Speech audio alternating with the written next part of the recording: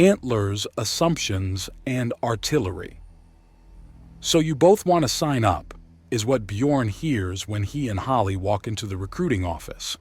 At the desk for signing up is a pair of Frey.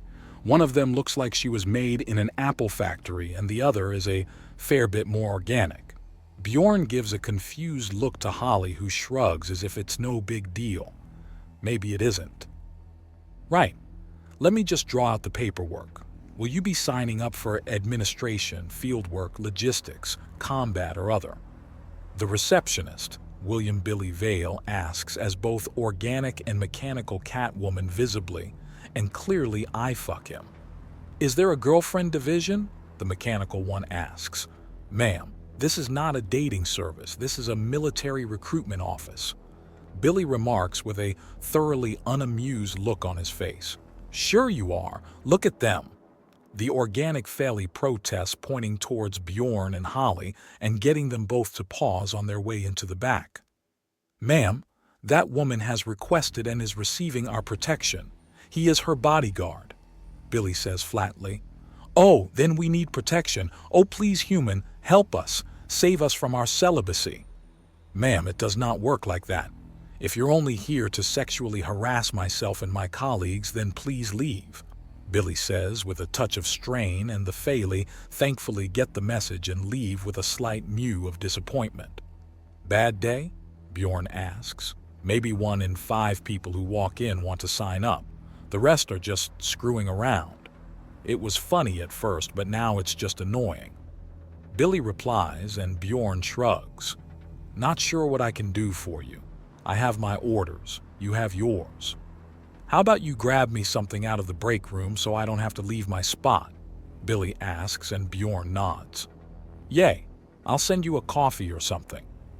Sure, why not have someone go into shock after trying to steal my drink again? Has that already happened? Twice? Thankfully, it takes a while for a body to absorb the stuff, so getting a person's stomach pumped is possible. Unless there's a shock value like in a hot pepper, that can apparently kill. How does it kill? Something with the way that Axiom regulates the body temperature. It causes a temporary panic and can cross wires, so to speak.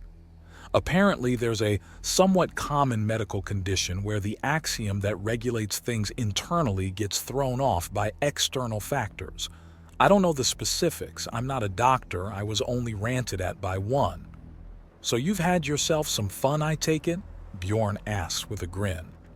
Just shut up and grab me some donuts. Billy grumps and Bjorn just laughs.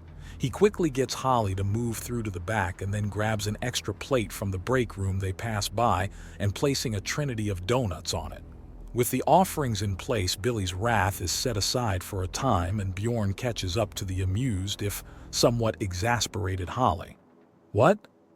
You're supposed to be protecting me, not making little donut runs for your friends. We're in a safe place. You don't need me hanging over you every single second. Bjorn remarks and she huffs somewhat. Sure, so I'm heading to the gym. Will I be needing you there? She asks, and he shakes his head. No, but I need some PT as well. I'll change into my gym clothes and catch up. Why do you need specific clothing for working out? Sweat, it lets us keep going, but it makes a hell of a mess. Oh yay, the source of the sexy smell. Holly realizes before thinking. This could be a problem. As long as you can keep yourself under control, it won't be, Bjorn remarks, and she glares at him somewhat. Unless you'd rather have a lazy day. There's no such thing as a lazy day. Every day there must be effort and strain, Holly announces dramatically, and Bjorn snorts. Then let's see how well you can handle it. I can handle it. You've made a point of working out alone, and that room is well ventilated and cleaned. I only went after it was empty or leaving shortly after. It doesn't feel right. I mean, it's supposed to be hard to do this, but that thing. Holly somewhat stammers around and then rubs the back of her head where the spike once was. If you don't want to work out, you don't have to. You can let yourself grow weaker if you want. There's no shame in it. Yes, there is. There is a lot of shame in letting yourself grow into this, Holly says before flexing hard, and then letting it go away. I'm going to assume this is a cultural thing. People change, and as long as you don't rot into disgrace, then you're free to do as you want.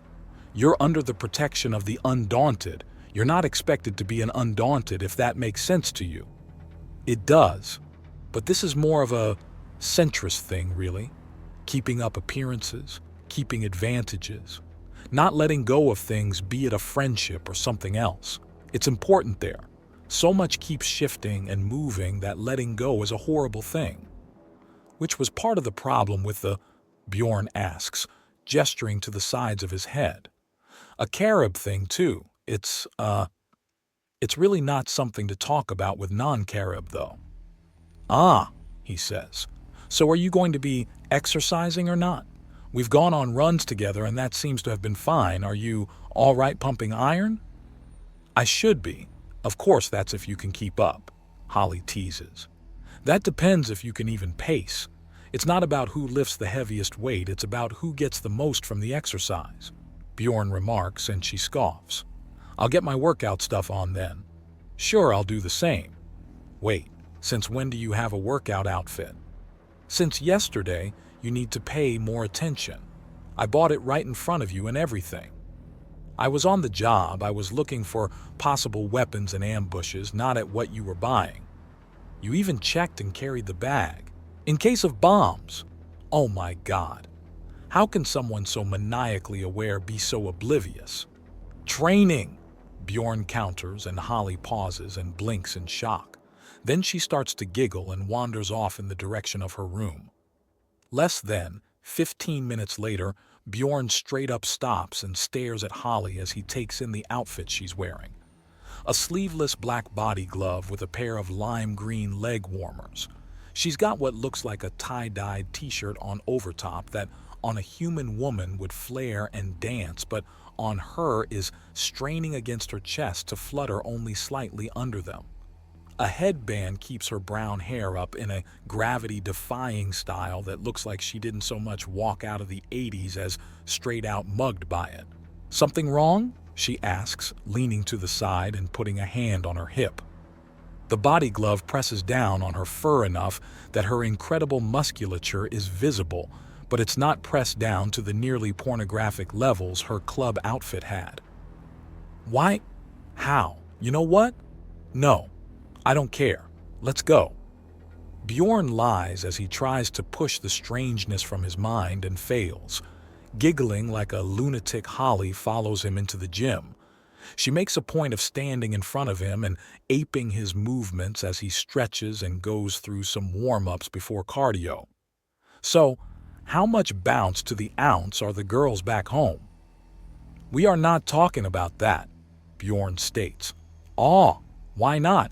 I won't get angry, I promise. Besides, from what I know, they don't have anywhere near this amount of tail. Or ass, she announces, slapping her rear end as she jogs on the treadmill next to his. Have some class. Bjorn counters and she scoffs. Class? Class of... Wait, no. I didn't get to finish, Holly says, and she lets her hand fall down onto the emergency stop of the treadmill, and she clops to a finish with a distant and concerned look on her face. Does this mean you'll want some homeschooling? Bjorn asks, as he continues to jog. Homeschooling? No, that's not the point. It's the people and the class, and how can I ever face them again after what happened? Holly asks morosely, and Bjorn shrugs. Oh, that's helpful. I'm your bodyguard, not your spiritual advisor. I don't know the answer. I'd advise honesty, but only later when we're really sure we've cleared out the Umbral organization and its buddies. Why are you doing that anyways? Doing what? Why are you humans, a race new to the galaxy, going on the offense against the Umbral organization? Holly asks, and Bjorn shrugs. The whys of it and the hows of it are beyond my clearance level. Although, if I was to take a guess, then it would be because of retaliation or trying to establish a reputation. We need to defend ourselves, and we also need to establish ourselves as those not to be toyed with. So it's not because of me? Maybe in part?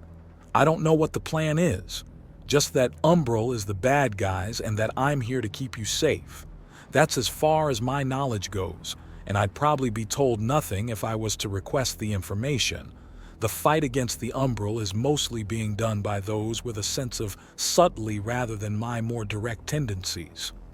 What's wrong with direct? Nothing in a straight-up fight, but Umbral, as I'm sure you know better than I, like to play things subtle, so we need the sneaky types to counter them, which isn't my field. My field is being so loud and hard to take that it's not worth it. Which makes sense. No better way to scare off someone who wants to be sneaky than by being so loud that everyone's looking, Holly remarks. Exactly. The only person I know for sure who's in the field of subtle is Sir Philip, but that man, I'm not sure. Not sure about what? His old mission reports were supposedly declassified, but it reads more like a parody of spy novels. The man leans into it too. Is he an actual spy, or is he just some big, walking distraction pretending to be one? What do you mean? I think it's called a Kansas City Shuffle. It's a trick where you make sure everyone knows they're being tricked, but make sure they're wrong about which trick. It takes a lot of focus to counter one trick or another, so by getting everyone looking really hard in the wrong direction, you can more easily fool someone. Sir Philip and his reputation could be a Kansas City Shuffle, but it could also be completely straight. If he is that good, then getting people to think it might be fake plays into it, and now my head's going in circles and I'm going to be bothered by this for hours. You haven't even stumbled in your running. Holly protests and Bjorn shrugs. I'm more jogging, really. This is pretty easy stuff. A pace that I can keep up for a very, very long time. So what? It's automatic. Mostly. Are you done yet? She asks. And he glances at the clock. He's only been at this for a few minutes. Fine. I can pick it up later. Good.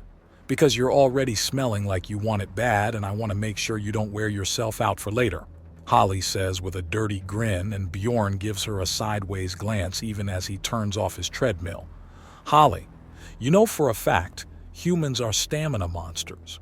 You know this fact in numerous ways, Bjorn remarks, and Holly grins. Oh? So, you care to show me again? I seem to have forgotten, Holly asks, and Bjorn snorts. How about after we've earned it? Bjorn asks. We've earned it? Holly asks in amusement. What you think that it's some terrible torture for me? I do remember a rumor as a little girl where the... You know what? Never mind. No, tell me.